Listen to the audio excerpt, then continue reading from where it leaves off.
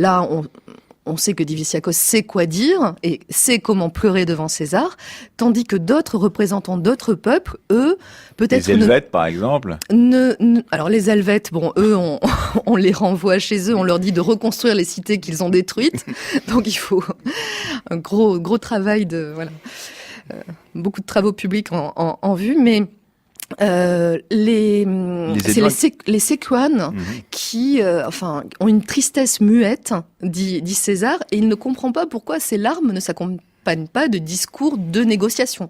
Oui, il y a vraiment chez César et chez ses successeurs quelque chose de très fort autour de cette question des larmes. Expliquez-vous dans l'exercice du pouvoir. Parce que il se vante d'être enclin à la pitié en tant que défenseur des populares. Il dit ses opposants, le camp d'en face, les optimates, ont été sans cœur lorsqu'ils ont détruit quelques dizaines d'années plus tôt Carthage, lorsqu'ils ont détruit des cités comme celle-ci. Et donc il y a chez lui cette idée à la fois de jouer de la pitié, de jouer des larmes, de les faire couler soi-même ou de les faire couler chez d'autres. Et cela conduit évidemment à celui qui lui succède, ça conduit à Auguste et à la fameuse clémence d'Auguste, dont vous dites qu'effectivement c'est un mode de gestion du pouvoir, de l'émotion impériale, une émotion que l'on exprime soi-même ou que l'on exprime au nom des autres, en l'occurrence Sarare. Oui, la clémence, c'est un slogan politique chez les Romains. Alors les populares veulent se dire plus cléments que leurs adversaires optimates, mais c'est encore à prouver. Mais c'est vrai que à partir de l'instauration du Principat, on va attendre de l'empereur que justement il soit clément avec ses anciens ennemis, avec éventuellement ses mauvais sujets, et qu'il tende l'oreille finalement à ceux qui lui imploreraient une grâce. Et ainsi, en faisant cela, il dit aussi la difficulté d'un homme d'être à la fois un homme et un dieu, d'être à la fois un homme qui doit exercer le pouvoir et marque la difficulté de régner. Oui, on a aussi des sources assez étonnantes qui disent que il arrive que certains empereurs, certains princes pleurent sur la difficulté de leur fonction, finalement. On a ça pour Auguste et pour Vespasien aussi. Donc des empereurs qui disent, voilà, on est bien les seuls à devoir condamner à mort d'anciens amis.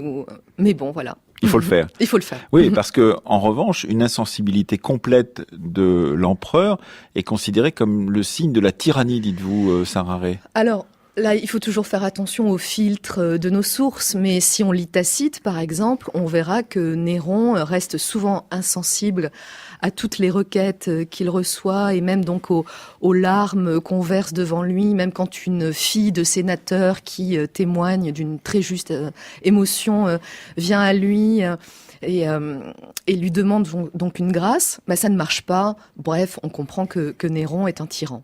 Alors, il y a donc ces larmes des puissants, mais il y a aussi les larmes de la société tout entière, lorsqu'elle doit, par exemple, faire le deuil d'un des siens. Vous expliquez que le deuil à Rome en particulier n'est pas n'importe quel deuil, que si on est puissant, on traverse le forum avec son cortège de deuil, son cortège funèbre, et donc on est au vu et aux yeux de tous, et qu'il y a là, évidemment, des pleureuses professionnelles que l'on emploie pour pouvoir pleurer le mort, celui qui vient de disparaître, et que cela compte beaucoup dans la façon dont on gère le deuil à Rome. Oui, en effet, les cérémonies funèbres romaines étaient des grands moments politiques. Ça devait être du grand spectacle. On sortait pour l'occasion tous les bustes, les masques des ancêtres, parfois par centaines. On traversait toute la ville et tout ça se terminait par un grand discours prononcé au rostre, donc en plein cœur du forum, là où normalement on prononce des discours de politique générale. Et Polybe décrit avec beaucoup d'admiration, donc un observateur grec décrit avec beaucoup d'admiration cette pompe funèbre romaine, en disant qu'il y a là peut-être une clé du patriotisme romain, parce que voilà, on avait des cérémonies qui qui dépassait la mesure parfois, mais qui devait être tout à fait impressionnante à observer. Dépasser la mesure, c'est un peu ce que l'on entend avec ce film sur les rites mortuaires de la région des Pouilles, enregistré par Cecilia Mangini. C'était en 1959, donc à la fin des années 50, Stendhali, donc avec un commentaire de Pier Paolo Pasolini qui raconte justement, effectivement, enfin qui montre comment on peut pleurer les morts encore à la fin des années 50 dans le sud de l'Italie, ce qui peut rappeler quelque chose à l'historienne de l'art romantique que vous êtes. Oui, j'encourage tous les auditeurs à regarder ce documentaire de Cecilia Mangini qui se trouve assez facilement sur Internet.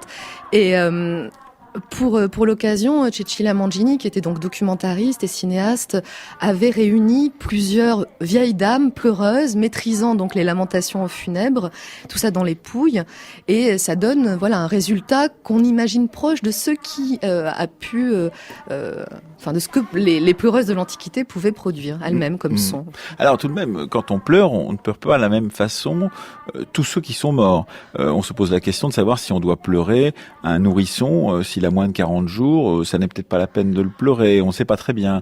On se demande si on pleure les hommes et les femmes de la même manière lorsqu'ils décèdent. Est-ce que l'on pleure un pauvre ou quelqu'un d'une classe plus favorisée de la même manière à Rome dans l'Antiquité, Sarah Rey? Oui, les rites de deuil sont très codifiés et alors il y a des taux de mortalité infantile tout à fait impressionnant, oui, dans la Rome antique. Donc, on ne sait pas toujours bien le sort qui était réservé en matière d'inhumation aux tout petits enfants. Certains, visiblement, ne sont pas dans les nécropoles ou dans les tombeaux familiaux, mais plutôt enterrés dans les maisons, parfois dans des amphores. Bon. Ensuite, hommes et femmes, doivent être pleurés quand même dans les formes. Et là où on va avoir évidemment les plus grandes manifestations de douleur, c'est pour les empereurs. Et leurs enfants ou leurs petits-enfants, comme cette maison carrée dont je ne savais pas qu'elle était anime le temple à la mémoire des deux petits-enfants d'Auguste, Caius et Lucius, les princes de la jeunesse, justement, à qui on édifie un temple parce qu'ils sont morts et qu'ils devaient succéder à Auguste et qu'ils ne pourront pas. Auguste a joué de malchance en matière de succession et à peu près tous ses successeurs potentiels, justement, sont morts les uns après les autres. Il leur a tous survécu malgré le sentiment qu'il avait de mourir d'un jour à l'autre à chaque fois, parce qu'il était un peu souffreteux, Auguste. Et c'est vrai que il y a eu même dans les cités de l'Empire, et notamment à Pise, on a retrouvé des inscriptions qui disent que toute la population de cette colonie de Pise doit pleurer ces petits-enfants d'Auguste. Alors il y a une particularité, c'est la religion romaine, alors une religion qui est assez sévère, dites-vous, mais qui là aussi laisse une place aux larmes, les religions dites orientales qui arrivent et qui sont pour certaines d'entre elles, comme le culte de Cybèle ou d'Isis, beaucoup plus expansives en matière lacrymale, et puis une religion qui arrivera plus tard, la religion chrétienne, qui, chacune d'entre elles, ont un régime des larmes, pourrait-on dire, différent, Sarah Rey. Oui. Alors, quand on lit les sources, on a l'impression qu'effectivement, ces religions dites orientales, je mets beaucoup de guillemets, comme la religion d'Isis, font appel à une peut-être plus grande émotivité que les rites de la religion traditionnelle romaine. Mais il faut faire attention avec ces catégories parce que finalement Isis est arrivée assez vite dans le panorama religieux romain. Le tout est qu'on sait très bien que les Isiaques, les dévots d'Isis, pleuraient périodiquement en souvenir de la mort d'Osiris qui ensuite reprend vie, ressuscite en quelque sorte. Voilà. Et quand les chrétiens arrivent, ils se disent, mais il y a beaucoup de ces religions, évidemment, qu'ils repoussent et qu'ils ne veulent pas voir, d'une certaine façon. Ils se disent, nous, on a le droit de pleurer, mais pas pour les mêmes choses, d'une certaine façon. Et en particulier, la mort ne nous touche pas de la même manière. C'est la conversion qui peut nous faire pleurer, par exemple. À partir du moment où on a découvert le vrai Dieu, eh bien, on a le droit de pleurer. Mais la mort, non, puisque au bout du compte, c'est la vie éternelle qui nous y attend de l'autre côté. Oui, il y a certains auteurs chrétiens, comme Jean Chrysostome par exemple, qui s'en prend aux lamentations funèbres du paganisme, en disant que ça n'a aucun sens de pleurer la mort, puisqu'au contraire, c'est une libération qui se produit là. Mais les chrétiens, oui, ils vont avoir tendance à se réserver les larmes en se disant que eux seuls ont les bonnes larmes. Et donc, ils vont avoir un autre régime lacrymal. Oui. Alors, c'est une manière aussi un peu trop radicale de se distinguer des païens, mais ils disent que, par exemple, la prière en larmes est plus efficace, sauf que déjà, des païens pouvaient prier en larmes.